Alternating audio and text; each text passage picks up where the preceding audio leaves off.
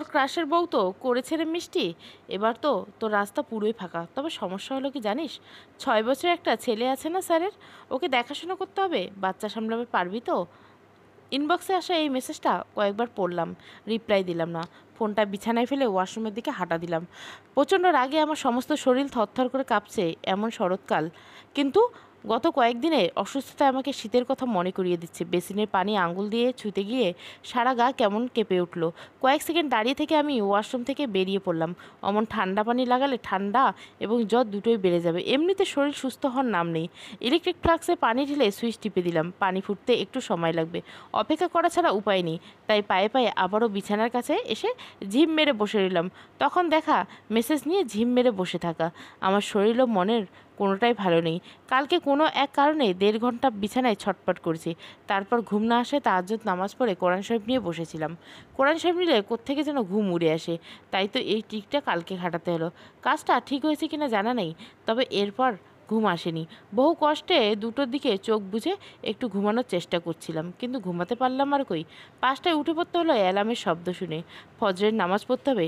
ছোট্ট একটা ওয়াশরুম এবং নষ্ট জ্বালানার একটা ঘর দিয়ে একাই পড়ে আছি ঢাকা শহরের বুকে। নির্দিষ্ট করে বলতে হবে ঢাকার ফার্মগেট এলাকা। 1 কি 2 মাস নয়, আমি এখানে আছি গত 2 বছর ধরে। একলা এই জীবন এমনিতেই বইতে পারছি না, তার উপর মিনার এমন বেহুদা রসিকতা। তাও আবার সকাল সকাল আমার একটুও ভালো লাগছে না। ঘুম ভেঙে এমন একটা মেসেজ দেখতে হবে জানলে ফোন হাতেই নিতাম না। নিজের উপর এখন বড্ড রাগ হচ্ছে, কিন্তু করার বিষয়ে কি মিনা মজা করবে? প্রশ্নটা নিজেকেই করতে পানি গরম হয়ে গেল। আমি দেরি না করে উজু সেরে নিলাম, নামাজ পড়ে নিলাম। কিছুক্ষণ তসবিহ পড়ার পর আবার ফোন হাতে নিলাম মিনার মেসেজটা আবার পড়ার জন্য। কিন্তু ফোন হাতে নিতে আমার হিসাব বিজ্ঞান গ্রুপের শাকিলা নামে একটা মেয়ে একটা লিঙ্ক শেয়ার করে রেখেছে। এটা এক নজরে এলো। সকল গ্রুপের নোটিফিকেশন অফ করে রাখা বলে আমি তখন খেয়াল করিনি, কিন্তু যোগসূত্র খোঁজার জন্য আমি গ্রুপে ঢুকলাম। আমি সাধারণত লিঙ্ক পেলে বা ওপেন করি না, আইডি হ্যাক হতে পারে এমন আশঙ্কা জাগে। কিন্তু আজকে লিঙ্ক ওপেন করলাম। এরপর চোখের সামনে যা দেখলাম তাতে আমার অন্তরাপ্পা কেঁপে উঠল। মিনার কথা মিথ্যে নয়, স্যারের বউ সত্যিই করেছেন।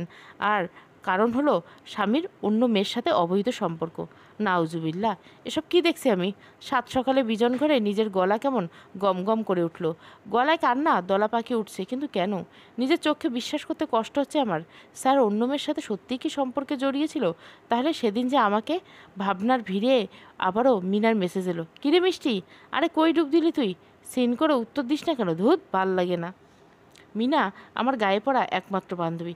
গায়ে পড়া বান্ধবী বলছি কারণ ওকে এবং ওর কথাবার্তা আমি যথেষ্ট অপছন্দ করি। সরাসরি কখনো বলা হয়নি, কারণ আমার মতো চাপা স্বভাবের মেয়েকে ও নিজে কিভাবে যেন আপন করে নিছে। ইট পাথরের এই শহরের বুকে যখন নিজেকে খুব অসহায় লাগছিল, ঠিক তখনই আল্লাহ সুবহানাল্লাহ তাআলার হুকুমে মিনা আমার জীবনে এসেছিল, যা ছিল অপ্রত্যাশিত। ওর সাথে দেখা হওয়ার প্রথম দিনেই আমাকে যা ইচ্ছা তাই অপমান করে বলেছিল মূলা ক্ষেত থেকে উঠে এসেছে নাকি। আর এই মেয়ে শহরে কলেজ, তাও অনার্স পড়তে এসেছো এমন হুজরানি হয়ে? পাগল নাকি তুমি? মিনার বাঁকা বাঁকা কথার জবাবে আমি চুপ করে ছিলাম, অথচ ভেতরে কি অসম্ভব রাগটাই না হচ্ছিল। ইচ্ছে করছিল ওকে খুব করে কথা শুনিয়ে দিতে, কিন্তু সাহস হয়নি, আর ইচ্ছেও। সেদিনের ক্লাসে লাস্ট পিরিয়ড শেষ হতেই মিনা আমার হাত টেনে জিজ্ঞাসা করে, তুই আমার সাথে যাবে? অবাক হয়ে আমি জিজ্ঞাসা করলাম, কোথায়? একটু ক্যান্টিনে যাব, এরপর বাড়ি। চলো না একসাথে যাই। আমার অনিচ্ছা সত্ত্বেও আমি ওর সাথে গিয়েছিলাম। আমার সারা মুখে ভাসছিল চরম বিরক্ত, কিন্তু মিনা সেসব গ্রাহ্য করেনি। হয়তো আমার নিকাবের আড়ালে থাকা সেই বিরক্তি সুস্পষ্ট হয়নি ওর কাছে। ক্যান্টিনে গিয়ে মিনা কিছু খাবার দাবার কিনছিল, কিন্তু কলেজের গেট পার হওয়ার পরপর 2টো প্যানকেক আর জুস আমার হাতে ধরিয়ে দিলে বলল, বন্ধুত্বের শুরুতে কিছু দিতে হয়, এগুলো নাও।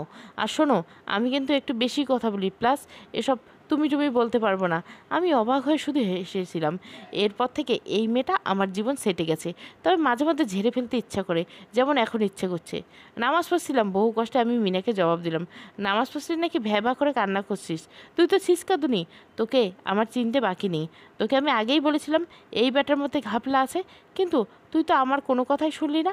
নাচতে নাচতে গিয়ে তার সাথে হিসাব বিজ্ঞান নিয়ে পরামর্শ করতে বসে গেলি। মিনার এত বড় মেসেজের বিপরীতে আমি ছোট্ট করে উত্তর দিলাম, ঘুমাবো। ক্লাসে গেলে কথা হবে ইনশাআল্লাহ। মেসেজ পাঠিয়ে ফোনের ইন্টারনেট সংযোগ অফ করে দিলাম। সকাল 6টা। আমার বিছানার সাথে নষ্ট একটা জানলা। নষ্ট বলছে কারণ হাজার চেষ্টা করলেও জানলাটা পুরোপুরি আটকানো যায় না। কিছু অংশ সারাক্ষণ হাঁ হয়ে থাকে। ঘরের আলো নিভিয়ে আমি পর্দা সরিয়ে দিলাম। বাইরের আলো ফুটছে, সেই আলোকে পুঁজি করে বালিশে মাথা রাখলাম। কিন্তু চোখ বন্ধ করতে টের পেলাম আমার চোখের ভেজা ভেজা চোখের মাঝেও যেন ফুটে উঠল অপরিচিত একটা মুখ। অয়ন স্যার, আমার হিসাব বিজ্ঞানের বিভাগের অন্যতম একজন স্যার, যার স্ত্রী কিনা পরশুরাতে করেছেন, যিনি আজ এখন পরকীয় নারীতে আসক্ত এমন কারণে সিদ্ধ। কিন্তু আমার মন এই কথা কিছুতেই বিশ্বাস করতে চাচ্ছে না। শুতে গিয়ে আমি কান্নার বেগ আর আটকাতে পারলাম না। ফুপিয়ে কেঁদে উঠলাম আর নিজের মনকে জিজ্ঞাসা করলাম, তার মতো একটা মানুষ এসব করতে পারে? এটা কখনোই সম্ভব? সবসময় হাসি খুশি একটা মানুষ কিভাবে স্ত্রীকে নির্যাতন করতে পারে, তাও এমন একটা নোংরা বিষয়ের জের ধরে? গ্রুপে দেওয়া লিঙ্কটা ছিল একটা অনলাইন পত্রিকা, যেখানে গোটা গোটা অক্ষরে লেখা ছিল মেঘঘটিত বিষয় নিয়ে অয়ন এবং তার স্ত্রী মিতুর মধ্যে প্রায় ঝগড়াঝাটি হতো। অয়ন তার স্ত্রীকে শারীরিক এবং মানসিক নির্যাতন করত। এছাড়া মিতু রোজ যে ডায়েরি লিখত, সেখানে মেঘঘটিত বিষয় এবং নির্যাতিত প্রশংসা বারবার উঠে আসছে। অয়ন নাকি তার কোনো ছাত্রীর সাথে প্রেমের সম্পর্কে জড়িত ছিল। এটাই ছিল তাদের দাম্পত্য জীবনের অশান্তির কারণ, আর এই কারণে তার স্ত্রী মিতু করেছে। বালিশের পাশে রাখা ফোনের হঠাৎ টুং করে শব্দ উঠল। আচমকা শব্দে আমি চমকে উঠতে কান্না যেন সাময়িক বিরতি নিল। শোয়া থেকে উঠে বসতে অবাক হয়ে ফোন হাতে নিলাম, কারণ এত সকালে সিম কোম্পানি থেকে মেসেজ আসার কথা না, আর সিম কোম্পানি ছাড়া তো কেউ আমাকে মেসেজ করে না। আমি মেসেজ ওপেন করে পড়লাম ছোট্ট দুটো শব্দ, এই মিষ্টি। ভালোভাবে করে কয়েকবার দেখলাম, অপরিচিত। সাত সকালে যে আমার সাথে রসিকতা করছে, এমন প্রশ্ন মনে আসতে মিনার মুখটা ভেসে আসলো। নেটওয়ার্ক অফ করে বলছি হয়তো অন্য নাম্বার দিয়ে ফাজলামি করেছে। আমি নিশ্চিত হওয়ার জন্য ওই নাম্বারটা ফোনে সেভ করে হোয়াটসঅ্যাপে ঢুকলাম, কারণ এই নাম্বারে হোয়াটসঅ্যাপে অ্যাকাউন্ট থাকে, তাহলে আমি নামধাম সব জানতে পারবো ইনশাল্লাহ। হোয়াটসঅ্যাপে অ্যাকাউন্টের নাম দেখে আমি থক হয়ে গেলাম। অ্যাকাউন্টের নাম দিয়ে রেখেছে এই মিষ্টি। মানে এটা কোনো ধরনের রসিকতা? রাগ লাগলো আমার, কিন্তু যথাসম্ভব হজম করে ফোনে আসা মেসেজে রিপ্লাই দিলাম। বললাম, মিনা, ফাজলামির একটা লিমিট থাকা উচিত। মেসেজ সেন্ড করে ফোন অফ করে দিলাম। বালিশে পুনরায় নিজের মাথা রাখতে গিয়ে অনুভব করলাম, নতুন করে সৃষ্টি হওয়া এই বিষয় নিয়ে ভাবতে গিয়ে অয়ন স্যারের বিষয়টা কেমন চাপা পড়ে যাচ্ছিল। কিন্তু যখন চোখ বুজে দিলাম, তখনই দীর্ঘশ্বাস হয়ে স্যারের মুখটা আচমকা ভেসে উঠল। ভালো মেয়ে গুষ্টি কিলাই, ওই তোর ফোন বন্ধ কেন? আমি সকাল থেকে কত মেসেজ আর কল করেছি তার কোনো খবর নেই। ক্লাসে ঢুকে আমার পাশে বসতে বসতে মিনা একের পর এক প্রশ্ন করলো। মিনা যখন আমার উপর রেগে যায়, তখন ভালো মেয়ে বলে বকাঝকা করে। ওর ভাষ্যমতে আমার জন্য ভালো মেয়ে শব্দযুগলের প্রশংসা নয়, গালির। এমন ব্যাখ্যা শুনে প্রথম দিকে হেসেছিলাম বটে, কিন্তু আজকাল ওর মুখে গালির মতোই লাগে। অন্যকে বললে তাই মনে হয়। ফোন তো। আমি জবাব দিতে গিয়ে ব্যাগ থেকে ফোনটা বের করলাম, ফোনে চালু করতে, কারণ সকালে বন্ধ হওয়ার পর আমি ভুলেই গেছিলাম। আসলে ফোনের ব্যবহার আমার তেমন করা হয় না, তাই খেয়াল রাখার প্রশ্ন মনে কমসম উকি দেওয়া। ফোন তো কি? মিনা খেকিয়ে উঠলো। অযথা ওর এমন চেঁচামেচির মানে বুঝলাম না। আমি ফোন রেখে ওর দিকে মনোযোগী হলাম। এত হাইপার হওয়ার কী আছে? আর হাইপার হলেও তো আমার হওয়ার কথা। তুই কেন হাইপার হবি? কি করেছি আমি আর যে তুই আমার উপর হাইপার হবি? অবাক হলো মিনা। আমাকে অনলাইনে না পেয়ে অপরিচিত নাম্বার দিয়ে রসিকতা করেছো। তুমি কি ভেবেছো আমি তা বুঝতে পারবো না? মিনা আমাকে তুই সম্বোধন করলে আমি আজ পর্যন্ত করিনি। এটা নিয়ে মিনা আমাকে কম কথা শোনায়নি, কম পরিহাস করেনি। আমার কথা শুনে মিনা যেন আকাশ থেকে বলো, হোয়াট আর ইউ ম্যাড? আমি অপরিচিতর সাথে দিয়ে তোর সাথে মেসেজিং করব? আরে ওই, তুই কি আমার প্রেমিক লাগিস? মিনার কথায় সামান্য অবাক হলাম, কিন্তু এসব বিষয়ে বাড়াবাড়ি করার মতো মন মানসিকতা আমার এখন মোটেই নেই। আমি চোখ নামিয়ে চুপচাপ বসে রইলাম। মিষ্টি, তুই আমার থেকে বারবার চোখ আড়াল করছিস কেন? তুই কি ভাবছিস চোখ নামিয়ে নিলে কেউ বুঝতে পারবে না তুই ক্লাসের আসার আগে হাউমাউ করে কেঁদেছিস? স্পষ্ট গলায় মিনা আমাকে কথাগুলো বলে এক দৃষ্টিতে তাকিয়ে রইল। আমার কথায় আমার বিস্ময়ের অন্ত রইল না, কিন্তু আমি পাশ কাটিয়ে যেতে চাইলাম। কাঁদবো কেন? একটু হাসার চেষ্টা করলাম, কিন্তু লাভ হলো না। নকল হাসি বোঝাই যায়, যেটা যতই সুন্দর করে দেওয়া হোক না কেন। কারণ তোর ক্রাশ মেয়েদের সাথে ছুঁই ছুঁই করতে গিয়ে বউ পিটিয়েছে, আর বেচারা বউর মার সহ্য করতে না পেরে গলায় দড়ি দিল। আমি মিনার কথায় মৃদু প্রতিবাদ করলাম, আমি তোকে হাজার দিন বলেছি অয়ন স্যার মোটেও আমার ক্রাশ নাই, আর শুধু তিনিই নন, কোনো মারমকে আমি পছন্দ করি না। তাছাড়া ওসব ক্রাশ ট্রাশ পছন্দ আমি ঘেন্না করি। ধুত, রাগ তো তোর ন্যাকামি। ঘেন্না করিস না সাই। আমি ভাবছি ওই বেটির মাথায় কি গোবর ছিল, পিটুনি খেয়ে কেন করে নাকি আজাইরা। ওই বেটি উচিত ছিল তার ক্রাশের নামে মামলা ঠুকে দেওয়া। পুলিশের 2খানা ডান্ডা খাইলে ওই বেটা ঠান্ডা হয়ে যেত। মিনার এসব কথাবার্তা আমার মোটেও পছন্দ হলো না, কিন্তু আমি জানি ও এসব বলবে।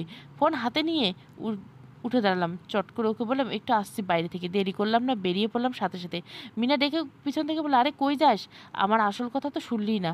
আমি পাত্তা দিলাম না। হাঁটতে হাঁটতে বারান্দা পেরিয়ে একটু নিরিবিলি জায়গায় চলে গেলাম।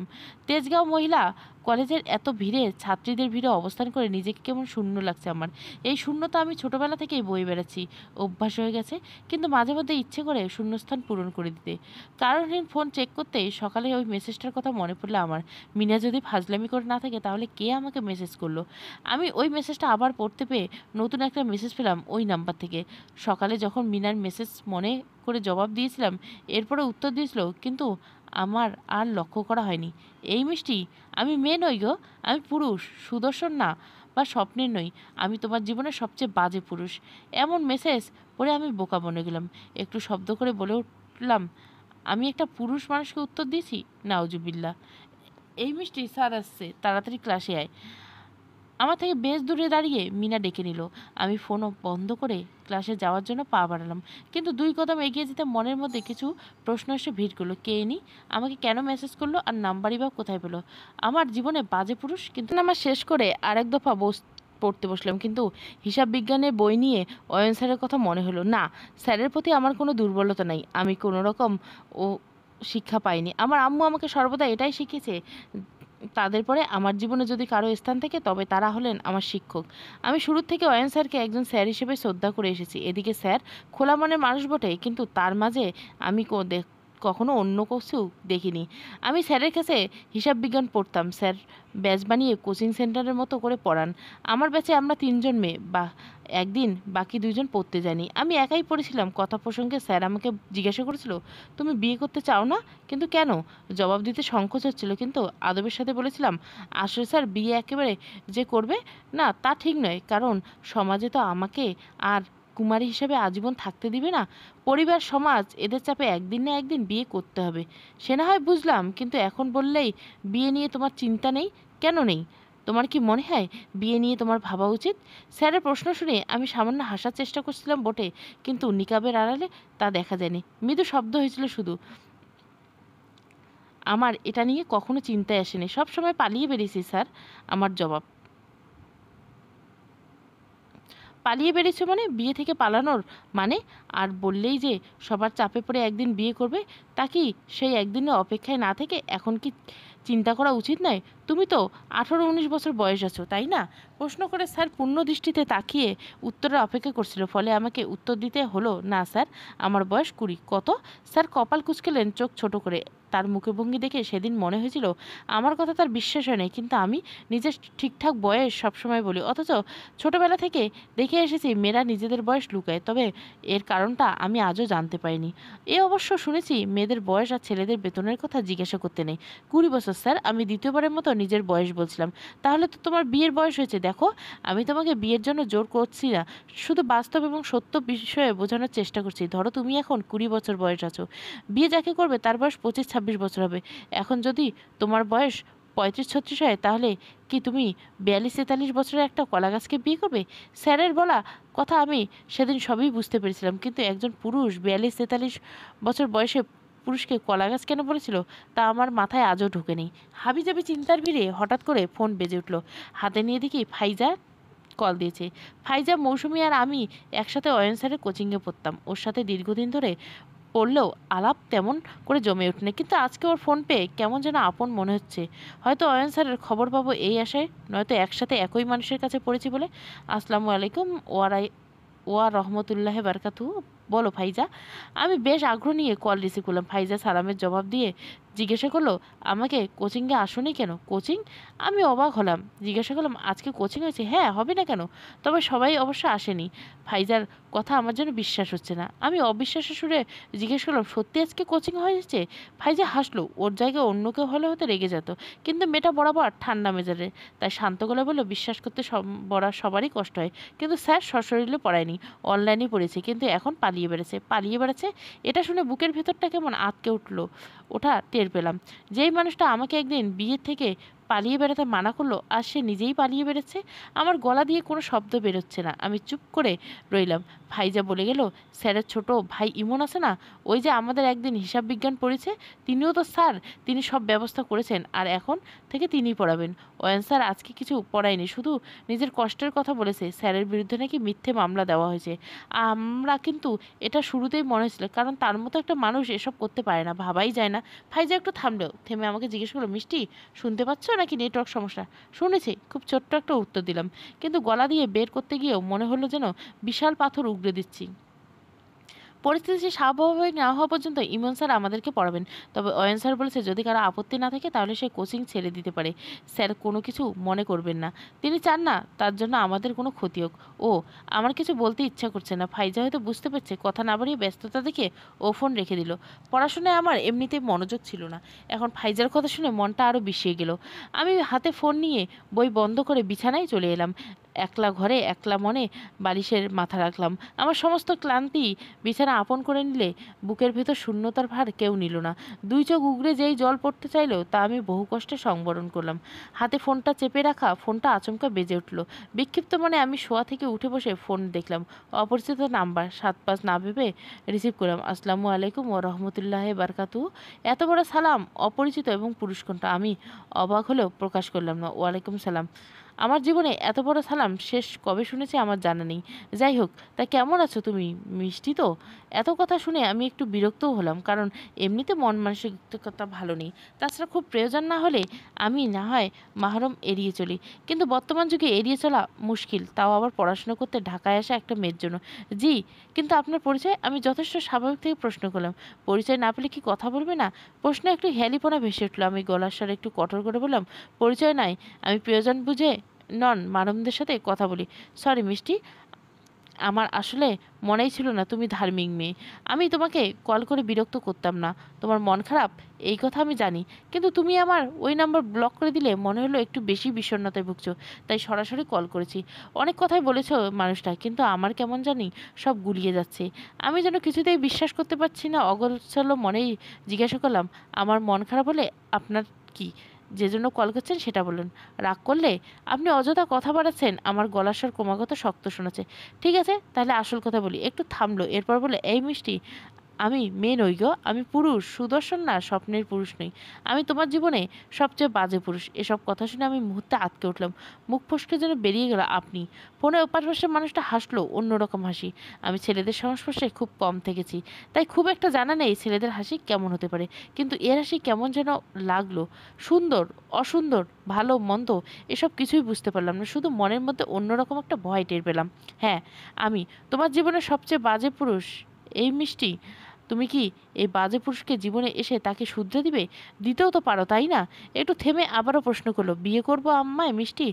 আমি তোমার? আমি কল কেটে দিলাম। ভয়ে আমার সমস্ত শরীর থরথর করে কাঁপছে। মনে হচ্ছে পৃথিবীর প্রথম আমি মস্ত বড় পাপ করে ফেলছি, অজান্তে এবং অগোচরে। এই পাপের শাস্তি খুব শীঘ্রই আমার জীবনে নেমে আসবে। মনে হয় এই ঘোরতর অন্যায় আল্লাহ তাআলা আমার উপর নারাজ হবেন। ফোনটা আবারও বেজে উঠলো। আমি কাপা হাতে ফোনটা নিলাম, স্ক্রিনে ভেসে আসা নম্বরের দিকে তাকিয়ে রইলাম। হঠাৎ মনে হলো, কল রিসিভ না করে আমি অপরিচিত এই পুরুষ কণ্ঠটা শুনতে পাচ্ছি। সেই কণ্ঠটা আমায় বলছে, এই মিষ্টি, আমি মেয়ে নই গো, আমি শুধু পুরুষ। সুদর্শন বা স্বপ্নের পুরুষ নই। আমি তোমার জীবনে এখন অগোছালো হয়ে গেছি। কল কাটতে গিয়েও রিসিভ করে ফেলছি, কিন্তু খুব দ্রুত নিজেকে সামলে নিলাম। রিসিভ হওয়া কলটা কেটে নতুনভাবে নাম্বারটা ব্লক করতে পেরেছি। আমার ধাতস্থ হতে সময় লাগিয়েছে, কিন্তু আজকের পর অপরিচিত নাম্বার থেকে কল এলে রিসিভ করব না, এই সিদ্ধান্তে উপনীত হয়ে একটু সময় লাগেনি। এখন শরতের মাঝামাঝি সময়, অথচ আমার শিরশির অনুভব করছে জীবনে একের পর এক ঘটনা আচমকা ঘটে চলেছে। আমি ঋতুর আসা যাওয়া নিয়ে তেমন মনোযোগ দিতে পারছি না, অথচ এই প্রকৃতি প্রেমে কতই না নিমগ্ন ছিল শৈশব কৈশোরে।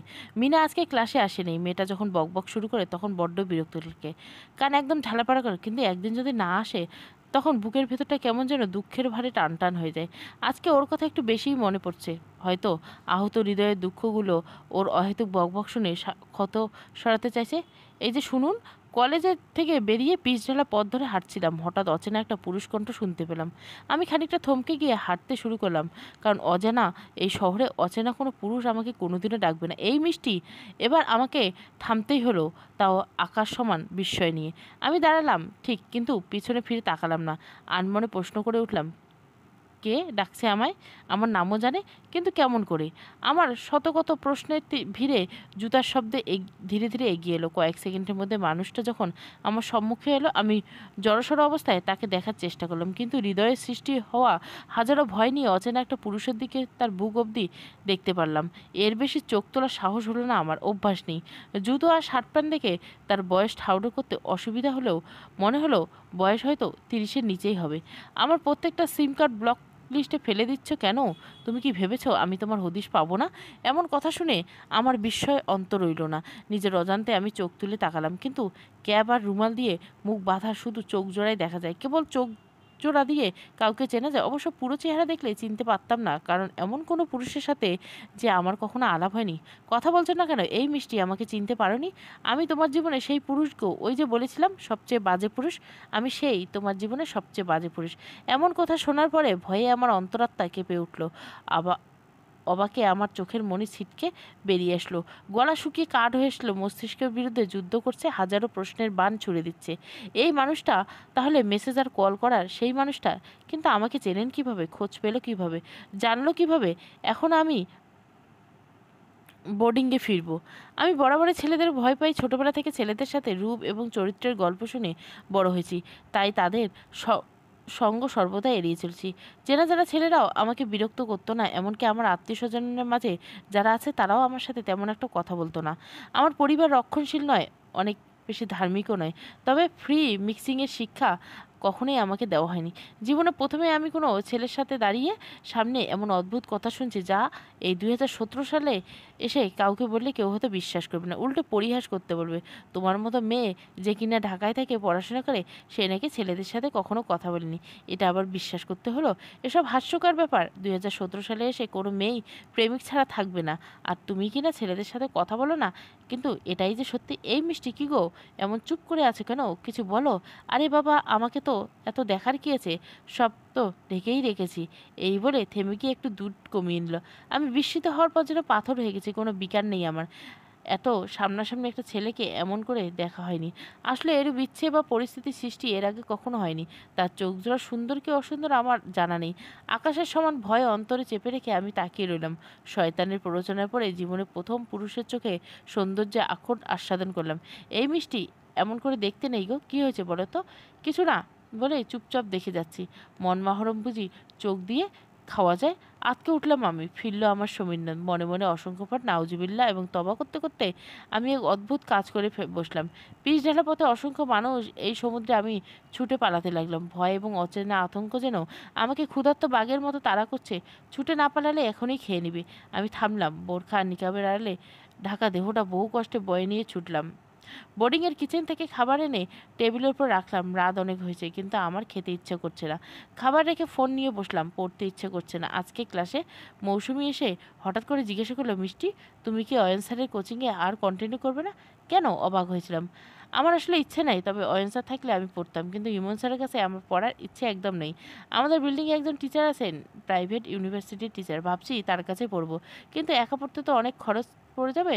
তুমি কি শেয়ার করবে? ভাইজাকে বলেছিলাম, কিন্তু ও নাকি ইমন স্যারের কাছে বলবে। আমি মনোযোগ দিয়ে মৌসুমীর কথা শুনছিলাম, তবে তৎক্ষণাৎ কোনো উত্তর দিইনি। ভাবছি এই বিষয়ে বড় চাচার সাথে কথা বলতে হবে। আম্মুর সাথে কথা বলা উচিত, কিন্তু আমার ইচ্ছে করছে না আম্মুর সাথে পড়াশোনার বিষয়ে কথা বলতে। আমি বাংলা অনার্স করতে চেয়েছিলাম, কিন্তু আম্মু আমাকে জোর করে হিসাব বিজ্ঞান পড়তে বলল। আমি আমাদের জেলায় কলেজে পড়তে চেয়েছিলাম, আম্মু সেটাতে আপত্তি করলো। একমাত্র মেয়ে হওয়া সত্ত্বে আমাকে জোরপূর্বক ফার্মগেট এলাকায় স্থানান্তর করলো। আমার ঠিক জানা নেই কেন আম্মু আমাকে বাংলা অনার্স করতে দিল না। অথচ বাংলা আমার কত ভালো নাম্বার ছিল। আমি অনেক অনুরোধ করছিলাম, বলেছিলাম তেজগাঁও মহিলা কলেজে তো বাংলা অনার্স করা যায় আম্মু, আমি পাক্কা ঢাকায় চলে যাব, তাও আমাকে বাংলা অনার্স করতে দাও। আমি হিসাব বিজ্ঞান নিয়ে পড়তে চাই না, সব ডেবিট ক্রেডিট আমার একদম মনে থাকে না। কিন্তু আম্মু রাজি হলো না, বলল পড়তে হলে হিসাব বিজ্ঞান নিয়ে পড়তে, বাংলা পড়ে কী হবে? হ্যাঁ, আজকালকার যুগে কেউ বাংলা নিয়ে পড়ে? কবি লেখক হয়ে কি পরিবারের মান সম্মান খাবে? এসব শুনে খুব কষ্ট হচ্ছিল আমার। তখন বড় চাচার কাছে গিয়ে অভিযোগ করছিলাম, বড় চাচা আম্মুকে বুঝিয়েছিল, কিন্তু ফলাফল হয়েছিল শূন্য। রাত এখন 9:30। আমাদের বাড়ির নিয়ম অনুযায়ী আমরা রাত 9টার পর খুব একটা ফোনে যোগাযোগ করি না, রাত 10টার পর তো একদমই না। ছোটবেলা থেকে পাওয়া এই শিক্ষার প্রভাব ঢাকা শহরে ইট পাথরের আড়ালেও করতে পারিনি, তাই আমি চট করে বড় চাচাকে কল করতে পারছি না। তবে আজ কিছুটা ইতস্তত করে আমি বড় চাচাকে কল করলাম। বিষয়টা যেহেতু খুব গুরুতর, নিয়ম একটু এদিক ওদিক করতেই পারে। তবে কপালের লিখন, কল রিসিভ হলো না। উপায় না দেখে আম্মুকে কল করে প্রায় সাথে সাথে কল রিসিভ হলো। আমি সালাম দিতে যাব, তার আগে আম্মু জিজ্ঞাসা করলো, কী ব্যাপার, আজকে এত রাতে কল করছো, মন খারাপ লাগছে? মা নামক ইহলৌকিক জান্নাতে আল্লাহ তাআলা অসীম ক্ষমতা দিয়ে তৈরি করেছেন। হাজার মাইল দূরে বসে থাকাও তার নিজ সন্তানের মনের অবস্থা এমনকি বিপদ আপদের আগে থেকে টের পেয়ে যায়। আমার মন সত্যিই তো খারাপ, আর আম্মুকে এটা কেমন চট করে বুঝে যায়। আমার কিন্তু এখন আম্মুর সাথে কথা বলার ইচ্ছে ছিল না, তবে এমন অদূরে গলায় মায়ের উদ্বিগ্নতা দেখে মনটা আমার চন্ম নিয়ে উঠল। বুকের ভেতর কান্নার মৃদু ঢেউ দেখা দিল। না আম্মু, আমি ঠিক আছি। ডাহা মিথ্যে কথাটা বলতে গিয়েও আমার গলাটা কেঁপে উঠলো। আম্মু টের পেয়ে হাসলো, বলল, আমার পর্দা করা নামাজি মেয়েটা আমাকে মিথ্যে বলছে বলে হাসলো। আমি কিঞ্চিত অপদস্থ হলাম এমন স্নেহময় মুহূর্তে, কিন্তু রাগ হলো না আমার, এলো না কোনো অভিযোগ। কি হয়েছে আমার মানিক, বলো আমাকে, কতদিন হলো বাড়ি আসো না? আমি জানি তুমি আমার উপর রাগ করে বাড়িতে এত কম আসো, কিন্তু তোমাকে যে অনেক বড় একটা কাজ করতে হবে, অনেক বড় একটা দায়িত্ব যে তোমার উপর পথ চেয়ে বসেছে। আম্মুর গলার স্বর খুব অন্যরকম শোনালো। কিসের দায়িত্ব আম্মু? আমি বুঝতে না পারে শেষমেশ প্রশ্ন করলাম। আম্মু দীর্ঘশ্বাস ফেলে বলো, সময় এখনো আসেনি, যেদিন আসবে। আম্মু আচমকা প্রসঙ্গ বদলে দিল। এরপর প্রসঙ্গ বদলে জিজ্ঞাসা করলো, রাতে খেয়েছো? প্রসঙ্গ বদলে দেওয়ার কারণ জানতে হলেও আমি এই বিষয়ে কোনো প্রশ্ন না রেখে জবাব দিলাম, না, ইচ্ছে করছে না। কেন মা, কি হয়েছে বলো? আমি বলতে শুরু করলাম, আমাদের হিসাব বিজ্ঞানের অয়ন স্যার আছে না, ওই যে আমি যার কাছে কোচিং পড়তাম। আমি আম্মুকে বোঝানোর চেষ্টা করলাম, হ্যাঁ হ্যাঁ, স্যারের বউ নাকি সুইসাইড করছে। নাউজুবিল্লাহ, এসব কি বলছো? আম্মু প্রায় আঁতকে উঠলেন। হ্যাঁ, এখন স্যার পালাতক, শুনেছি স্যারের বিরুদ্ধে নাকি মিথ্যে মামলাও দেওয়া আছে, তাই এখন আমাদের কোচিংয়ে এলোমেলো হয়ে গেছে। তবে স্যারের পরিবর্তে স্যারের ছোটো ভাই আমাদের কোচিং করাবেন। আমি এসব কিছু নিয়ে ভাবতে পারছিলাম না, আর ভাবতেও চাইছিলাম না। স্যারকে আমি খুব শ্রদ্ধা করতাম। হিসাব বিজ্ঞানের প্রতি এত আগ্রহ জন্মানোর কারণ একমাত্র তিনি। তার কারণ হিসাব বিজ্ঞান। আমি থেমে গেলাম।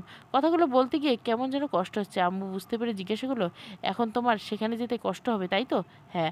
আমি ছোট্ট করে জবাব দিলাম, যে স্মৃতি কষ্ট দেয় সেই স্মৃতি বিলুপ্ত করে দিতে হয়।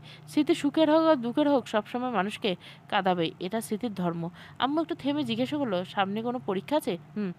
2 মাসও নেই আমাদের কলেজে, আর টিচার আছে পড়ার জন্য, কিন্তু মৌসুমি মানে আমি যাদের সাথে পড়তাম তাদের একজন বলল আমাকে, ওর বাসায় নাকি একজন টিচার আছেন, তার কাছে ও পড়তে চায়। এখন আমি ওর সাথে পড়বো কিনা বুঝলাম। বেতন কত? আর ওর বাসা কত দূর তোমার বোর্ডিং থেকে? আমি তো এসব কিছু জানি না আম্মু, আসলে আগ্রহ দেখাইনি। ভেবেছিলাম বড় চাচার সাথে, নিজেকে মাকে রেখে চাচার সাথে আলাপ করার বিষয়টা একটু অন্যরকম লাগলো। আমি নিজের মাঝে একটু অপরাধ বোধ করলাম, ফলে বাক্য শেষ না করে চুপ হয়ে গেলাম। চাচার সাথে কি? আম্মু জানতে চাইলো। একটু আলাপ করতে চাইছিলাম, কিন্তু বড় চাচা মনে হয় ফোনের কাছে ছিল না।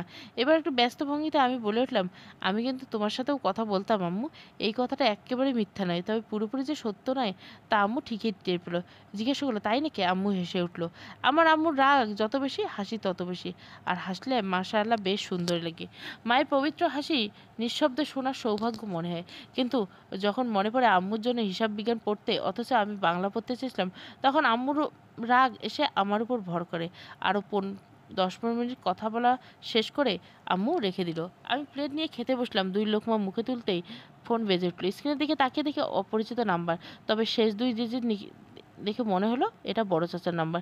আমি কল রিসিভ করলাম, যেহেতু খাচ্ছি তাই সালাম দিল না। মুখ ভর্তি খাবার নিয়ে সালাম দিলে সেটা পুরোপুরি ঠিক হবে না, তাই কোনো মতে জানতে চাইলাম, বড় চাচা, এই মিষ্টি, আমি তোমার চাচা হব কেন গো? সম্বোধন শুনে আমি বুঝতে পারলাম এটা আমার বড় চাচা নয়। আমি ফোন নাম্বার খুব কম সেভ করি, আর চাচা একাধিক সিম কার্ড ব্যবহার করেন, এজন্য ভুল হয়ে গেল। কিন্তু এত রাতে এই মানুষটা কেন আমাকে কল করেছে, যে কিনা নিজেকে আমার জীবনের সবচেয়ে বাজে পুরুষ দাবি করে?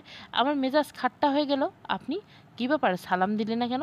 তার প্রশ্ন শুনে আমি পাল্টা প্রশ্ন করলাম, আপনি কল করলেন কেন? পাজি মেয়েদের মতো তর্ক করবে না তুমি। তুমি ভালো মেয়ে, এটা কিন্তু আমি জানি, এতদিনে বুঝে গেছি। কেন বলো, সালাম দিলে না? আমি তো তোমার লম্বা সালাম বিহমিত হতে কল করেছি। আর খবরদার যদি এই নাম্বার ব্লক করেছো, তাহলে তোমার কলেজের সামনে রোজ দাঁড়িয়ে থাকবো, তোমাকে বিরক্ত করবো, পথ আটকাবো। আইনের ভাষায় যাকে বলে ইপটিজিং। এমন কাটকাট কথা শুনে আমি একটু বিস্মিত হলাম, একটু রাগান্বিত হয়ে ভয় পেলাম। কিন্তু মেজাজ ঠান্ডা রেখে সমস্ত বিষয়ে আয়ত্ত করার চেষ্টা করলাম। জানতে চাইলাম, অসময়ে একটা পরনারীকে বিরক্ত করতে, এমন লজ্জাজনক কথা বলতে আপনার রুচিতে পাচ্ছে না? শেষ শেষবারের মতো জিজ্ঞাসা করছি, আমাকে সালাম দাও নাই কেন? বড় রাগ হলো আমার, কিন্তু অজানা কারণে অবাধ্য হলাম। জবাব দিলাম না। খাওয়ার সময় সালাম দেয়নি, কিন্তু আমি তো খাচ্ছি না। কেমন বাচ্চা সুলভ কথাবার্তা তার। অবাক হতেই হলো আমাকে। ভুরু কুচকে জিজ্ঞাসা করলাম, আপনার বয়স কি 6? না তো, কেন? তাহলে বাচ্চাদের মতো আচরণ করছেন কেন? আমি আপনার খাওয়ার কথা কখন বললাম? তাছাড়া ফোন করলে কি দেখা যায় কে খাচ্ছে আর কে কাচ্ছে? কিন্তু আমি তো দেখতে পাই তোমার মন খারাপ, ভীষণ খারাপ। আচমকা তার গলার স্বর বদলে গেল। বদলানো স্বরটা শুনে মনটা কিঞ্চিত যেন এলোমেলো হয়ে গেল। আমি চট করে আল্লাহ সুবহানাল্লাহ তাআলাকে স্মরণ করে নিজেকে শক্ত করলাম। ফোনের ওপাশে থাকা মানুষটার কাছে জানতে চাইলাম, আপনার জরুরি কোনো কথা আছে? আপনি তো জানেন আমি মারহাম আর নন মারহাম মেনটেন করি। দয়া করে আমাকে এভাবে জ্বালাতন করবেন না।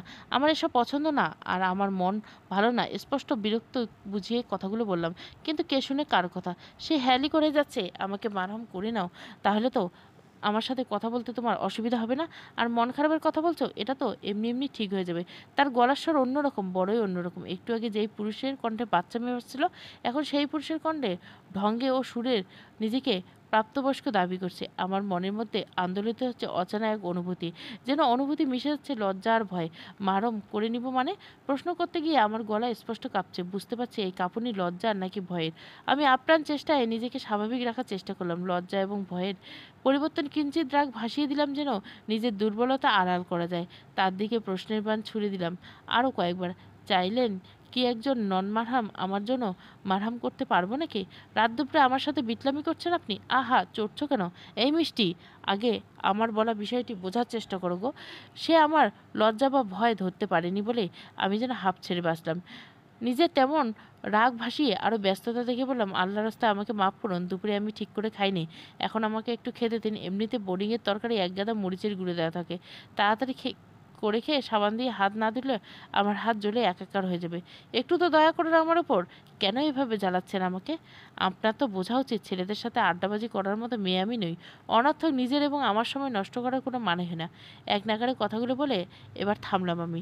রাগ মিশিয়ে এতগুলো কথা বলতে গিয়ে যেন হাঁপিয়ে উঠছি। এদিকে মাথাও হঠাৎ করে ঝিমঝিম করছে। এই মানুষের সাথে কথা বলতে নিলে এত সমস্যা এসে জুড়ে কেন, তাও ঠাউর করতে পারি না। নিজেকে সামলে নিয়ে কিছু সময় পেরিয়ে গেল। এতটুকু সময় ওপাশে পিনপত নীরবতা বিরাজ করছে। মানুষটা হয়তো ইচ্ছে করে চুপ করেছিল যেন আমি নিজেকে সামলাতে পারি। এরপর প্রথমে হাসি, এরপরে ওপাশ থেকে ফোনের ওপাশে বলল, কী সর্বনাশ বলো তো, তুমি এত কথা বলতে পারো? এই মিষ্টি, বিশ্বাস করো, আমার কিন্তু বউ হিসাবে বাঁচার মেয়ে একটুও পছন্দ না। তুমি আর সহ্য করা যাচ্ছে না। শেষমেশ বউ শব্দটা শুনতে হলো আমাকে। নাউজুবিল্লাহ, আমি কল কেটে দিলাম। যেহেতু ব্লক করলে অর্থহীন জ্বালা সইতে হবে, তাই অন্য ব্যবস্থা নিলাম। তার কল করার পথটাই বন্ধ করে দিতে আমি নিজের ফোন নাম্বারে বন্ধ করে দিলাম। যে মানুষ নিজের মুখে গর্ব করে ইপটিজিং করার কথা বলতে পারে, সেই মানুষকে দিয়ে যে কোনো পাগলামি সম্ভব। আবার কোচিং সেন্টার বাঁচিয়ে রাখতে আমি আমার ছোট ভাইকে দায়িত্ব দিয়েছি। কিন্তু তুমি আর কোচিং সেন্টারে যেও না মিষ্টি। পড়ার হলে অন্য জায়গায় পড়ো। আর সবচেয়ে বেশি ভালো হয় তুমি যদি এই শহর ছেড়ে চলে যাও। এই মেসেজ পড়ার পর ডিলিট করে দিও, আর আমার সাথে যোগাযোগ করার চেষ্টা করো না। আমি পালিয়ে বেরোচ্ছি মিষ্টি, বেশি কিছু বলতে পারলাম না। আমি তোমার স্যার হয়ে বলছি, যত তাড়াতাড়ি সম্ভব এই শহর ছেড়ে চলে যাও। পড়াশোনায় বিরতি নাও, অথবা নিজের এলাকায় গিয়ে ভর্তি হও। প্লিজ মিষ্টি, আমার অনুরোধটা রেখো। সারা রাত বন্ধ থাকার পর ফোনটা যখন অন করলাম, তখন ওএন স্যারের নম্বর থেকে মেসেজ পেলাম। নোটিফিকেশন পেয়ে খুব তাড়াতাড়ি খুশি হলাম, কিন্তু যখন মেসেজ পড়া ভয়ে আমার সমস্ত শরীর কাঁটা দিয়ে উঠছে। এসব কী লিখছেন স্যার? ফজরের নামাজ শেষ করার পর আচমকা ফোনের বিষয় নিয়ে মাথায় এলো, সাথে এলো বড় চাচার কথা। গত রাতে তো বড় চাচার সাথে কথা হয়নি, তিনি নিশ্চয়ই কল দিয়ে আমাকে খুঁজে খুঁজে ব্যস্ত হচ্ছেন। এমন চিন্তা করে আমি ফোন অন করছিলাম, কিন্তু ঘুণাক্ষরে ভাবিনি আমার জন্য এমন একটা মেসেজ অপেক্ষা করছে। আমি আরও কয়েকবার মেসেজটা পড়লাম এবং আমার ভেতরে ভয়ে তাতস্থ হতে লাগলো। আমার জীবন আচমকা এসব কি শুরু হচ্ছে? ভয়ে অস্থির, কপালে বিন্দু বিন্দু ঘাম সেই অস্থিরতা প্রমাণ দিচ্ছে। এমন সাত সকাল হলে সকালে নির্মল বাতাস আমার দেহ মন শীতল করে দেয়। জানালার পর্দা নাড়িয়ে ঘরের মধ্যে বাতাস ঢুকছে ঠিকই, কিন্তু চিন্তার সেই ঝড় উঠেছে মনের মধ্যে। তার কাছে এই বাতাস যেন অতি তুচ্ছ। আমি বিছানায় বসে থরথর করে কাঁপছি আর চাপা কান্নায় আল্লাহ সুবহানাল্লাহ তাআলার আশ্রয় কামনা করছি। কি জানি কেমন করে এখন আমার বড় চাচার কথা মনে পড়লো। আমি সময় খরচ না করে বড় চাচাকে কল দিলাম। আজকে আমাকে আর হতাশ হতে হয়নি। বড় চাচা কল রিসিভ করলো। আমি ভাবছিলাম তোমাকে কল করব, কিন্তু তার আগেই তুমি কল করে বসলে। হঠাৎ চাচাকে এত বেশি কল কেন কেন আমায় কি খুব মনে পড়ছে মা? বড় চাচার মায়াময় কথাগুলো থমকে থমকে থাকা কান্না যেন সজোরে ধাক্কা দিল। সেই ধাক্কার বেগ সামলাতে না পারে ফুপিয়ে কেঁদে উঠলাম। মিষ্টি মা, আরে আরে আরে, কী হলো? কাঁদছো কেন? কী হয়েছে? আমার কান্না বেড়েই চলছে। আমি কোনো উত্তর দিতে পারলাম না। বড় চাচা বলেই গেলেন, রাগ করলে কি এই চাচার উপর? আসলে কালকে প্রেশারটা একটু বেড়েছিল। প্রেশার বাড়লে শরীর আর জোর থাকে না রে মা। এত দুর্বল লাগছিল আমি আর জেগে থাকতে পারিনি। সন্ধ্যাবেলায় ঘুমিয়ে পড়ছিলাম। আমার খুব ভয় করছে বড় চাচা। কোনো মতে কান্না গেলে আমি বড় চাচাকে বললাম, ভয় কেন? কী হয়েছে? কেউ কিছু বলেছে? কাঁদতে কাঁদতে আমি বড় চাচাকে সব বললাম। আমার কথা শুনে তিনি গম্ভীর হয়ে গেলেন। বেশ কিছুক্ষণ আমাকে বুঝিয়ে বললেন, তুমি চিন্তা করো না, আমি তোমার আব্বু আম্মুর সাথে কথা বলছি। আর আজকে কী ক্লাস আছে? জি, দরকার নেই যাওয়ার, আজকে বোর্ডিংয়ে থাকো। আজকে অনেক সময় নিয়ে গোসল করলাম, মাথায় পানি ঢালতে ঢালতে 2 বালতি। সকালে মেসেজ দেখার পর এত উত্তেজনা সৃষ্টি হয়েছিল, এরপর কেঁদে কেটে তো একাকার করে ফেলছিলাম। এখন মন খারাপ সেরে না গেলেও গায়ে আরাম বোধ করছি। ভেজা চুলগুলো মুছে যেই না গামছা শুকোতে দেবো, এমনি ফোন বেজে উঠলো। 2-3 দিন ধরে এত কল আসছে যে রীতিমতো মাথা ধরে যাচ্ছে ফোনের রিংটোনে। ফোনটা হাতে নেওয়ার পর যখন নাম্বার দেখলাম, তখনই আমার মেজাজ এত খারাপ হলো, ইচ্ছে করলো ফোনটা ভেঙে ফেলি। রাগে আমি একলা করে নিজেকে বললাম, ধ্যাত, যত সব উৎকো ঝামেলা জুটিয়ে বসেছে। খেয়ে দিয়ে কাজ নেই, শুধু মেয়ে তাড়িয়ে বেড়ায়। এর নাম হচ্ছে বাজে পুরুষ। একদম ঠিক। কল বেজে আপনি বন্ধ হয়ে গেল। আমিও ফোনটা সাইলেন্ট মোডে কাঠের ছোট্ট আলমারিতে রেখে দিলাম। এখন এশার নামাজে পড়ার সময় কেউ আমাকে মেজাজ সপ্তম আকাশে তুলে দিক, তা আমি মোটেও চাই না। এমনিতে জীবনে সংকটে ভুগছি, এরপর আবার নতুন নতুন ঝামেলা আমার মাথার উপর ভীমরুলের মতো উঠছে। দুপুরের খাওয়া শেষ করতে বিকাল 4টা বেজে গেল। অনেকদিন পর আজকের খাওয়াটা একটু বেশি হয়ে গেল। মানে চিন্তিত থাকলে নাকি খেতে পারে না, এদিকে আমার মাথাপতি চিন্তা নিয়ে পেট ভর্তি করে খেলাম, ভাবতেই পারছি না। বিছানায় গা এলিয়ে এখন আমার নড়াচড়া করার জন্য লোভ পাচ্ছে। আমি বরাবর বালিশে মাথা রাখলে জিকির করি, এখনও তাই করলাম, কিন্তু বেশিক্ষণ জিকির ছাড়ানো সম্ভব হলো না। দরজায় টোকা পড়লো। এমন অসময়ে আবার কে হলো? দরজার দিকে তাকিয়ে একটু জোরে সোরে বলে উঠলাম, একলা ঘরে থাকতে থাকতে আজকাল একাকী কথা বলার অভ্যাস একটু বেশি মাথাচড়া দিয়েছে। মিষ্টি কই গো? ও দুয়ারটা খুলো। দরজার ওপাশ থেকে কথা আসতে বুঝতে পারলাম না বোর্ডিংয়ের বাপুজি আমার খালা, তিনি আমাকে ডাকাডাকি করছেন। খালার স্বভাব হলো যতক্ষণ না দরজা খোলা হবে ততক্ষণ তিনি এক চুলও নড়বে না। অগত্যা আমাকে বিছানা ছেড়ে উঠতে হলো। মাথায় হিজাব ঠিক করে নিজেকে ভদ্রস্থ করে আমি দরজা খুললাম। সালোয়ার কামিজের পরা মধ্যবয়সী এক নারী কৌতূহল চোখে আমার দেখে ঠোঁট নাড়ল। কী গো আন্টি, মোবাইল বন্ধ কেন তোমার? একটু চিন্তিত মুখ করে আমি বলে উঠলাম, ফোন তো বন্ধ নেই খেলা, কিছু হয়েছে? হ্যাঁ, তোমার লাগে একজন দেখা করতে আইছে, কইতেছে তোমার মোবাইল নাকি বন্ধ। দারোয়ান মিয়া আমারে মোবাইল কইলো তোমার যান। আমি ডাইকে দেই, যাও যাও তাড়াতাড়ি গিয়ে দেখা করে আসো। এসব শুনে চিন্তায় আমার কপালে কুঞ্চন সৃষ্টি হলো। মনে মনে বিড়বিড় করলাম, আমার সাথে আবার কে দেখা করতে হলো? একই প্রশ্ন খালাকে করলাম, কে দেখা করতে এসেছে খালা? আমি কেমনে কমু? দারোয়ান মিয়া তো আমারে কিছু কয়নি, তুমি গিয়ে দেইখা আয়ো। আমি যাই, রাইতের রান্নার ব্যবস্থা করতে লাগবো। খালা দেরি করলো না, চলে গেল। আমি দরজায় দাঁড়িয়ে কিছুক্ষণ ঝিম মেরে বসে রইলাম। কয়েক সেকেন্ড ভেবে কারো মাথায় এলো না। বাড়ি থেকে কেউ এলে তো আমাকে কল দিয়ে আসতো, এমন না জানিয়ে কে আসতে পারে। শত কল্পনায় বিরে আমি ভুলেই গেলাম আমার ফোন সাইলেন্ট করা। আমাকে কল করা হয়েছিল, কিন্তু এসব বিষয়ে আমার মাথায় এলো না। আমি চিন্তিত মনে হাতে পায়ে মোজা পরে মুখ ঢেকে নিলাম নিকাবের আড়ালে, কারণ ফ্ল্যাটের বাইরে আমি পর্দা না করে বেরোই না।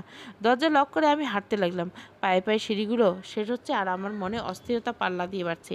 বিল্ডিং দেখাশোনার কাজে নিয়োজিত দারোয়ান, যাকে আমার মামা বলে থাকি, গেটের কাছে তাকে বসে থাকতে এগিয়ে গিয়ে জিজ্ঞেস করলাম, মামা, আমার সাথে নাকি কে দেখা করতে এসেছে?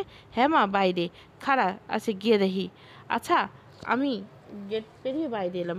রাস্তায় অবিরত ছুটে চলা গাড়িগুলি দেখে আমি আশেপাশে নজর দিলাম। একটু দূরে একজনকে দেখতে পেলাম। আমার দিকে পিঠ করে দাঁড়িয়ে আছে বলে চিনতে পারলাম না। আমার দূরত্ব কিছুটা কমিয়ে দিলে কাছ থেকে তাকে দৃষ্টি আকর্ষণ করে সালাম দিলাম। আসসালামু আলাইকুম ওয়া রাহমাতুল্লাহি ওয়া বারাকাতুহু। সালামের জবাব দিতে দিতে মানুষটা আমার দিকে তাকালো আর প্রায় সাথে সাথে বলল, এই মিষ্টি, সালামে কি মিষ্টি মেখে রাখো নাকি? মাশাআল্লাহ, মানুষ তো তোমার সালামেই ফিদা হয়ে যাবে গো। নাউজুবিল্লাহ, আনমনে আমি আটকে উঠলাম। এই আজব মানুষটা আবার বোর্ডিংয়ে চলে আসতে, কিন্তু ঠিকানা পেল কই? মনে মনে কত প্রশ্ন আসে ঘুরপাক খাচ্ছে। এদিকে ভীতু, আমি নিজেকে যেন স্থির রাখতে পারছি না। আমাকে কল না পেয়ে এমন বোর্ডিংয়ে এসে হাজির এই বাজে পুরুষকে দেখে সত্যি হতভম্ব হয়ে গেলাম আমি। নিজ চোখের মনে বিস্ময়ে এত বড় হয়েছে যে কোনো মুহূর্তে যেন ছিটকে বেরিয়ে আসবে। আমি কি করব আর না করব সেই হিসাব করার মানেই হলো না। এখন ছুটি বেড়ানো উচিত। ভাবনাকে বাস্তবে রূপ দিল। আমি ধীর পায়ে অতি সামান্য পিছিয়ে যেতেই এই মানুষটা বুঝে গেল, আমাকে সাবধান করলো। খবরদার, যদি এখান থেকে এক পা নড়ছো। প্যান্ট আর টি শার্ট পরা, সেদিনের মতো ক্যাব ও মাস্ক পরে মুখ ঢেকে ফেলা মানুষটার হুমকি আমি জোরপূর্বক এড়াতে চাইলাম। কিন্তু কি করবেন? আমি আপনাকে ভয় পাই নাকি? কি পরিমাণ ভয় যে পাচ্ছি তা আমার শুধু রাব্বুল আলামিন জানে। তাই নাকি? জিজ্ঞাসা করেই ভ্রুকুটি করলো। আমি কোনো জবাব দিলাম না। আমার দৃষ্টি অস্থিরতা যা নিকাব ভেদ করে স্পষ্ট বোঝা যাচ্ছে না। আমার ধারণা আপাস নপাসক তোমাকে দেখে নিয়ে এসে বলল, তোমার কি মনে হচ্ছে তুমি অস্বাভাবিক আচরণ করছো মিষ্টি? আমি তোমার সম্মুখে এত তাড়াতাড়ি দাঁড়াতে চাইনি, দেখছো না আমি নিজের চেহারাটা তোমাকে দেখাচ্ছি না, কেমন ঢেকে ঢুকে রেখেছি? কিন্তু তুমি বাধ্য করলে। মিথ্যে কথা, আমি মোটেও আপনাকে বাধ্য করিনি। ফট করতে বলতে লাগলাম। এদিকে ভয়ে গলার স্বর কাঁপছে, অথচ মুখে বাদ দিয়ে রাখতে পারছি না। আমার ভাবতে অবাক লাগছে, রাস্তার উপর, তাও আবার একটা নন মারহামের সামনে দাঁড়িয়ে আমি কথাগুলো কাটাকাটি করছি। আমার এত সাহস কোত্থেকে আসে কে জানে। হাত ভাঁজ করে দাঁড়িয়ে বাজে পুরুষ মৃদু হেসে বলল, এই মিষ্টি, তুমি ঝগড়াও করতে পারো? কিন্তু আমি তো শুনেছি তুমি কথাই বলতে পারো না, একদম নেতানো মুরগির ছানা। এমন কথা শোনার পর কারো মেজাজ ঠিক থাকে? আমার রইল না। আমি দাঁত কিরমির করে জিজ্ঞাসা করলাম, সমস্যা কি আপনার? অযথা কেন আমাকে বিরক্ত করছেন? রাস্তার প্রত্যেকটা মানুষ হা করে দেখে যাচ্ছে। আমাকে হেনস্থা করার পণ করে কি মাঠে নেমেছেন? পূর্ণ দৃষ্টিতে তাকালো সে। অন্যরকম তার চাহিনি, চোখে চোখ রাখিয়ে সাহস হলো। নামিয়ে নিলাম শব্দপূর্ণ। হাসপাস করে তার চোখ জোড়া দেখলো। আমি জানি এসব অন্যায়। আমি তো চাইও না। এসব অন্যায়ের সম্মুখীন হতে বারবার এড়িয়ে যাওয়া সত্ত্বেও মানুষটা আমার পিছু ছাড়ছে না। আমার মাথায় ঢুকছে না। আমি চোখ নামিয়ে অনেক কিছু ভাবছি। এখান থেকে পালানোর জন্য ছটপট করছি। এদিকে বাজে পুরুষ তার অন্যরকম দৃষ্টি তবিয়তে আমাকে বলে, এই মিষ্টি, শোনো মেয়ে, আমি তোমাকে বিরক্ত করলে সেটা অযথা নয়, কারণ তো আছে। আর শোনো, আমার ভাগ্য খুব ভালো, কারণ তোমার হবু স্বামী হাসি খুশি মানুষ, সহজে রাগ করতে পারে না। তবে রাগ না করে তোমার সব অপরাধ মাফ করবে, এটা ভুলেও যেও না। এখন আমাকে বলো, আজকে ক্লাসে যাওনি কেন? আর সকালে যে এতগুলো কল করলাম, কল রিসিভ হয়নি। এমন ভাব নিয়ে প্রশ্ন করছো যে না আমি তার কোম্পানির কেরানি।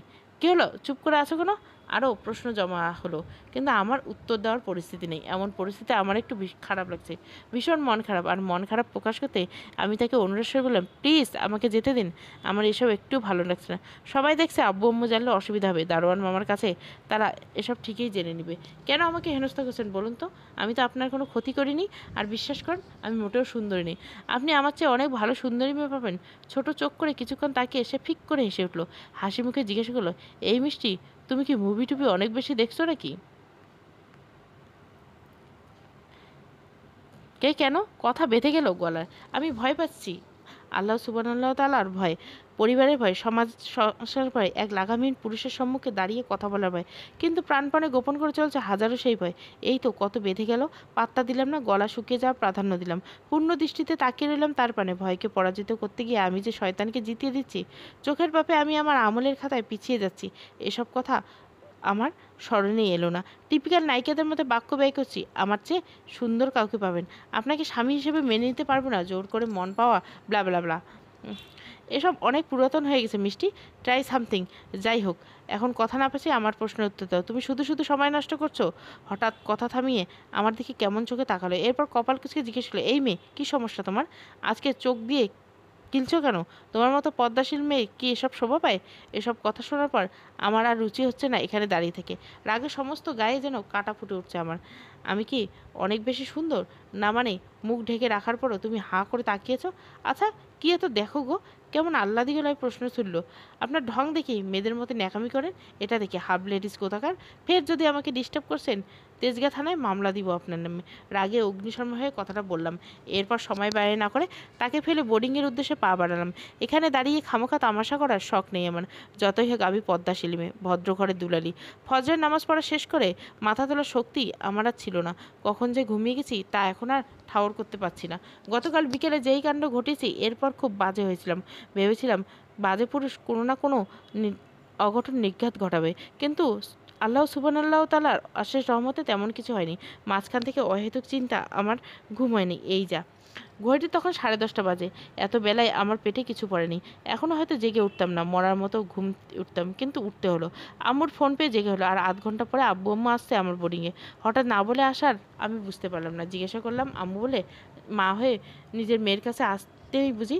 এমন শোনার পর আমি সহ সবার মুখ আটকে যাবে। এই পৃথিবীতে একজন সন্তান, তার সবচেয়ে আপন স্থান হলো রাব্বুল আলামিন তার নিজ গর্ভধারিণী। কিন্তু ছোটবেলা থেকে আমার আম্মুর মাঝে কেমন একটা দূরত্ব হয়েছে। আমি আম্মুর গা ঘেঁষা বসলেও মনে হয় একটা চাপা অস্বস্তি আমাকে গ্রাস করছে। একই নারীর বন্ধন হওয়া সত্ত্বেও কেমন যেন একটা পরপর ভাব লাগা। আর আব্বুর সাথে, তার সাথে তো আমার সম্পর্ক চোর পুলিশের মতো। ভীষণ ভয় পাই আমি আব্বুকে। ছোটবেলায় নাকি আব্বুকে দেখলে ভয়ে পালিয়ে বেড়াতাম। অথচ আজ অব্দি আব্বু আমার গায়ে হাত তোলেনি, মারধর করেনি, বকাঝকা করেনি। কিন্তু বড্ড গম্ভীর যে এই মানুষটা, চোখ তুলে তাকানোর সাহস আমার ছোট্ট মনে হুটার আসে না। আমার মেয়েবেলা থেকে এই যৌবন, যার পবিত্র স্নেহে আমি সবচেয়ে বেশি লালিত হয়েছি, তিনি হলেন আমার বড় চাচা। অসময়ে সেনাবাহিনীর চাকরি ছেড়ে দিয়ে সংসার বিমুখ হওয়া এই মানুষটা আমাকে নিজ কন্যা হিসাবে পরম যত্নে লালন পালন করেছে। আমার সমস্ত রাগে অভিমানে আমি তাকে কখনো পেয়েছি বাবা হিসেবে, কখনো মা হিসেবে। আমার সমস্ত আবদার মিটিয়েছে এই মানুষটা। তাই তো এই বড় চাচার মুখে কথা সেদিন আমি অন্তত করিনি। তিনি যেমন আমাকে ভালোবাসেন, আমিও তাকে ভালোবাসি আলহামদুলিল্লাহ। আধ ঘন্টার একটু বেশি সময় লাগলো আম্মু আব্বুর পৌঁছাতে।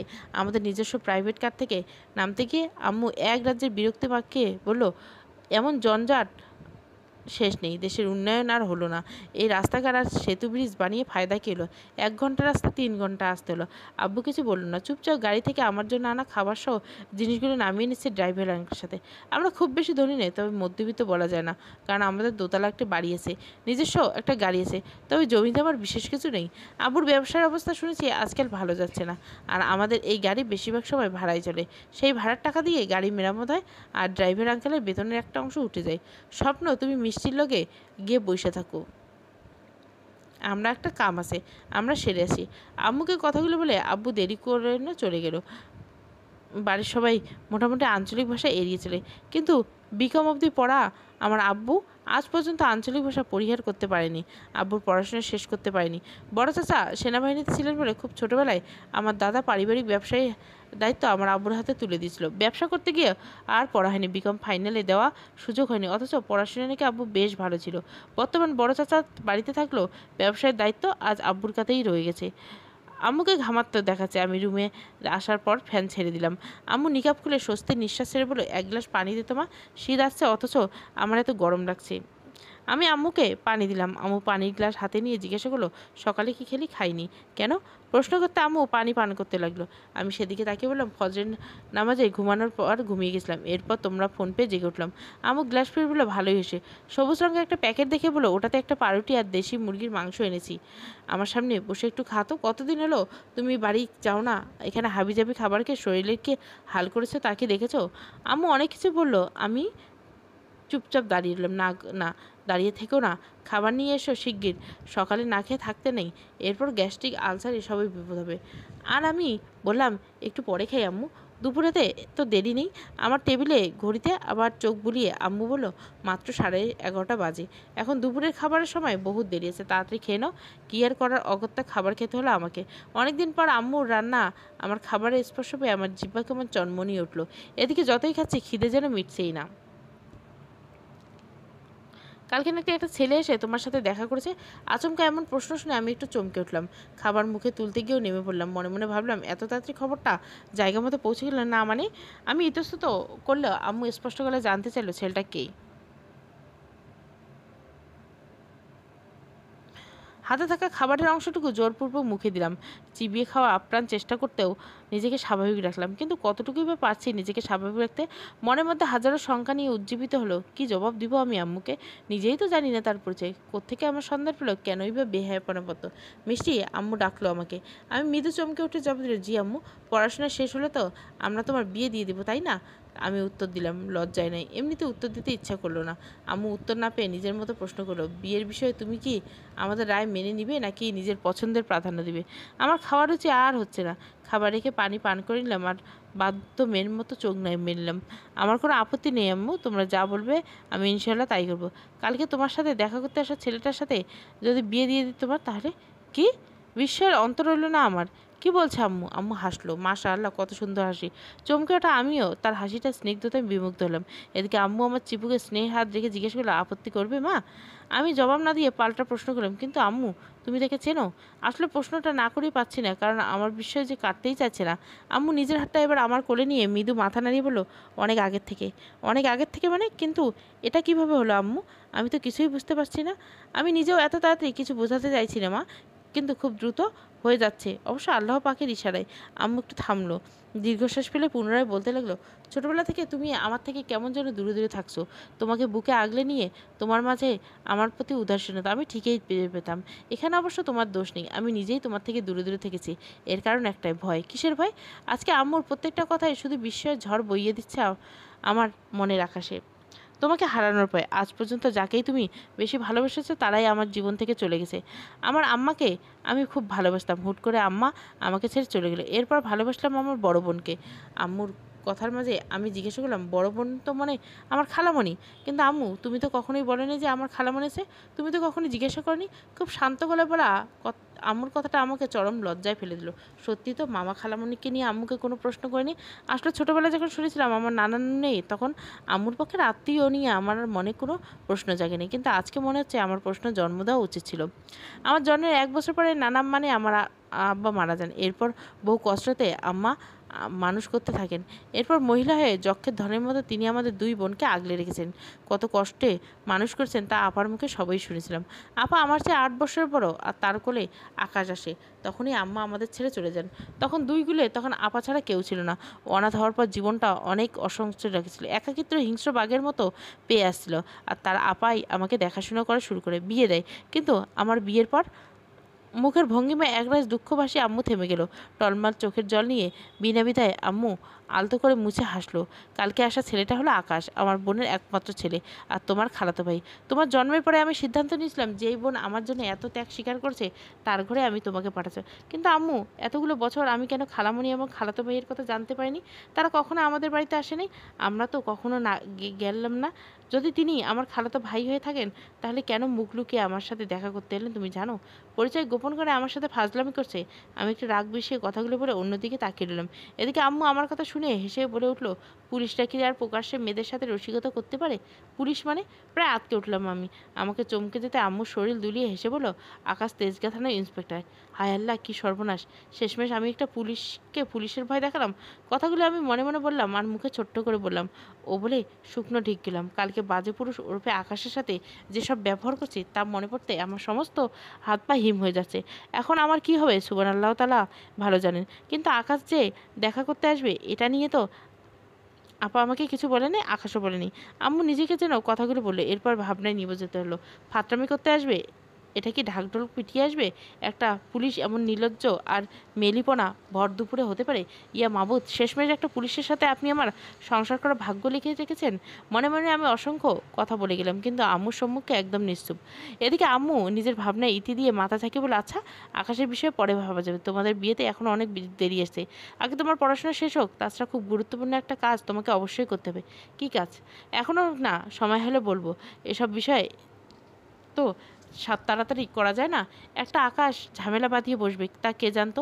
তোমার এখন পেছানোর পরে দারোয়ান ভাই তোমার আব্বুর কাছে গড় করে সব রিপোর্ট করে দিছে। তোমার আব্বু বলল, মাইয়ার খোঁজ নাও। যককে আমি তোমার খোঁজ নিলাম। তবে এটা ভেবে নিশ্চিত আকাশ এসেছিল, কিন্তু আমার কেমন খটকা লাগছে। একটা পুলিশ এমন ব্যক্তিত্বহীন হতে পারে? কিন্তু আম্মু তুমি এত নিশ্চিত ভেবে, তুমি তো তাকে দেখোনি। দারোয়ান মামা আমিও দেখিনি, মুখ ঢাকা ছিল। আমার কপালে আসে অনিয়মের চুলগুলো গুছিয়ে দিয়ে আম্মু বলল, আমার মেয়েটা দেখছি অনেক বুদ্ধি। সত্যি তো, এটা তো আকাশ ছিল, তার কোনো প্রমাণ নেই। একটু ভেবে নিয়ে আবারও বলল, ঠিক আছে, তোর খালামণির বাসায় গিয়ে পাকাপোক্ত খবর নিয়ে এসে, কিন্তু একদম সাবধান মা, তোমাকে আব্বু আর বড় চাচা এসব বলবো না। কিন্তু কেন? ওই যে বললাম না, সময় হলে জানতে পারবে। আজকে আকাশে সূর্যটা বেশ তেজ নিয়ে উঠছে, চলন্ত রিস্কায় হাত বসে তার তাপে একটু হাঁসফাঁস করছে।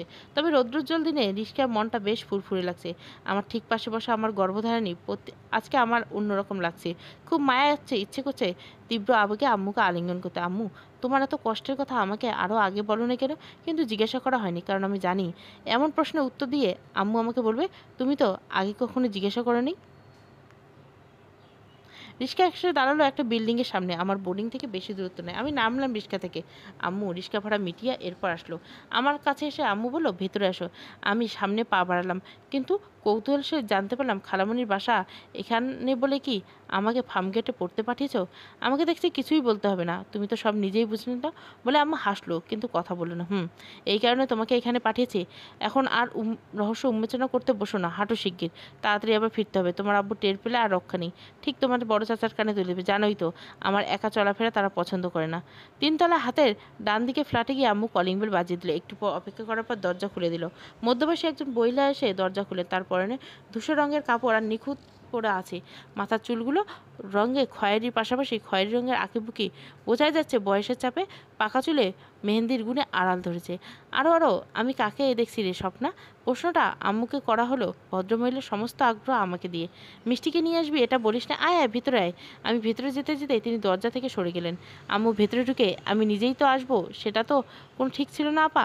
তোমার ছেলের খোঁজ নিতে এলাম। আমার কাছে খবর আছে তোমার ছেলে নাকি পরিচয় লুকে আমার মেয়েকে জ্বালিয়ে বেড়েছে। আম্মুর এত সব কথা শুনে বুঝতে পারলাম তিনি আমার খালামণি। আকাশ মিষ্টিকে জ্বালিয়ে বেড়েছে? কি বলছিস সব? খালামণি অবাক হলো। আমরা সবাই বসার রুমে এলাম। ফ্ল্যাট মোটামুটি খুব সুন্দর এবং গোছানো। আমি চোখ ঘুরিয়ে দেখতে লাগলাম। দেখতে দেখতে হঠাৎ এক অদ্ভুত বাক্য মাথায় এলো, এটাই একদিন আমার শ্বশুরবাড়ি হবে।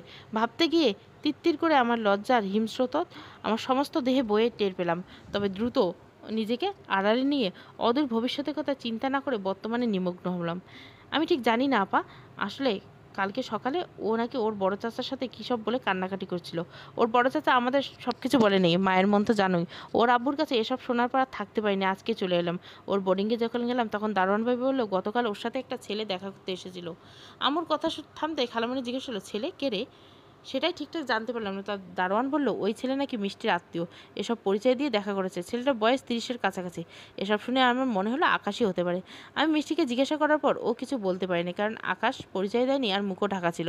আম্মুর কথা শুনে খালামণি হেসে উঠলো। তারপর বলল, ওই ছেলের পেটে পেটে এত শয়তানি, দাঁড়া মজা দেখাচ্ছি।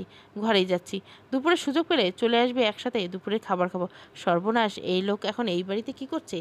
হে আল্লাহ, সুবহানাল্লাহ তাআলা, আমার জীবনে এসব শুরু হলো। এত এত আতকে আমার তো আর মন ভালো লাগছে না। মনে মনে আমি প্রায় কেঁদে দিচ্ছি, কিন্তু সবার মাঝে খুব শান্তশিষ্ট মেয়ে হয়ে বসে আছি। খালামণি চলে গেল, কিন্তু 10-15 মিনিট পর এক গাদা খাবার হাতে নিয়ে এলো। সেন্টার টেবিলের উপর রেখে আম্মুকে বলল, তুই যদি আমাকে আগে জানিয়ে রাখতে তাহলে তোর জন্য গরুর গোশত আর ভুনা খিচুড়ি করতাম। দূর আপা, বাদ দে তো, মনে কষ্ট নিও না। তোমার বাড়িতে আল্লাহ আমার লম্বা রিজিক রেখেছে, এখানেই তো মেয়ের বিয়ে দিব। এরপর যত পাবো রান্না করে খাওয়াবে। আম্মু এত কথা বলতে পারে জানা ছিল না, কিন্তু আমার সামনে বসে এসব বিয়ে টিয়ের কথা বলে কোনো মানে হয় না। পালের গরুর মতো হাদারাম লাগছে নিজেকে। কিন্তু আমি তো আমার পুত্রবধূর মুখটাও এখনো দেখতে পেলাম না। তোর মেয়েকে নিজের খালামণির সামনেও মুখ খুলবে না? আম্মুকে বলে আমার দিকে তাকালো খালামণি। আমি একটু লজ্জা পেতে যত নিকাব খুলে আমার সংকোচ হয়, কিন্তু এসব বলার পর মুখ ঢেকে থাকা অশোভনীয়। লজ্জায় সিক্ত হয়ে মুক্ত করে দেওয়ার জন্য নিকাব স্পর্শ করলাম। চোখ নামিয়ে যখন নিকাব তুললাম মনে মনে হলো দম বন্ধ। লজ্জায় পুকুরে ডুব দিতে ইচ্ছে করছে, কিন্তু কেন হচ্ছে? লজ্জা আচ্ছন্ন। খালামণি আমার ভবিষ্যতে শাশুড়ি হবে বলে কি রে? আজ বাজে পুরুষের বাড়িতে বসে আছি বলে? চিবুকে হঠাৎ করে স্পর্শে মৃদু কেঁপে উঠলাম। ঈষৎ বিস্ময়ে তাকানোর পর দেখতে পেলাম মুগ্ধ চিত্তে খালামণি তাকিয়েছে আমার পানে, দুই চোখে ছলছল করছে। সিক্ত নয়নে আমাকে দেখে বলল, মনে হচ্ছে আমার আম্মাকে দেখছি মিষ্টি। আজ প্রথম খুব কষ্ট হচ্ছে রে মা, বড় আফসোস হচ্ছে। তোকে এত বছর দূরে রাখার আফসোস। তোর এই মুখটা দেখলে পাষাণও গলে যাবে। আল্লাহ তোর মুখে সমুদ্র মায়া রেখেছেন। আমি নিশ্চুপ চোখ সাথেই নামিয়ে নিয়েছিলাম।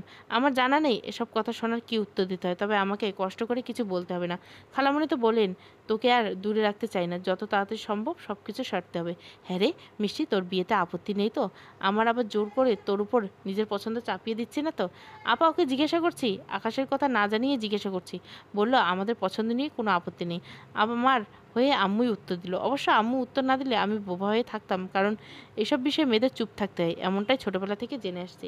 মাশাআল্লাহ, তাহলে তার চিন্তা নেই। এসব বলে খালামণি সরে গেলে আম্মুকে খাবার দিতে ব্যস্ত হলো। এদিকে আমার কোলের উপর রাখা শোল্ডার ব্যাগের ভিতর মৃদু কম্পন হতো। বুঝতে পেরেছি এই ফোনের কম্পন। আমি অবচেতন মনে ফোন বের করলাম। ফোনের স্ক্রিনে দেখতে পেলাম বাজে পুরুষের নাম্বার। মাশাআল্লাহ, এতটা মায়াবী না হলেও পারতে মিষ্টি। এমন কেন করলে আমার সাথে? তোমার রূপের তেজে না বেঁধে আমার কেন মায়া ডর বাঁধলে? এই মিষ্টি, তোমার কপালে ওই কৃষ্ণ তিলকে আপন করে নিতে ছুটে আসছি। বলো না, আসবো কি সপরিলে বেটে সশরীরে তোমার খুব কাছে, তোমার হালাল নেশায় আকণ্ড নিমজ্জিততে। সেকেন্ড মেসেজ দেখে আমি স্তম্ভিত। পড়ার সাথে সাথে আমি আশেপাশে তাকালাম, কিন্তু কোথাও বাজে পুরুষকে দেখতে পেলাম না। রাগ হচ্ছে, খুব খুব রাগ হচ্ছে। একদিন বিয়ে হবে বলে আজ কি কেউ তাকে অনুমতি দিয়েছে আমাকে লুকিয়ে দেখার? না, মনোরম হয়ে সে আমাকে এমন করে লুকিয়ে দেখে নিল। আর এসব কোন ধাঁচে কথা, নাউজুবিল্লাহ। তার মুখে কি একবারও বাঁধেনি এমন কথা আমাকে শুনিয়ে করতে? কেন সে আমার সাথে এমন করলো? গতকালের প্রতিশোধ নিল খুব পরিকল্পিতভাবে। বাজে পুরুষ। গল্পটা ভালো লাগলে অবশ্যই লাইক, শেয়ার এবং সাবস্ক্রাইব করবেন। Thank you for watching.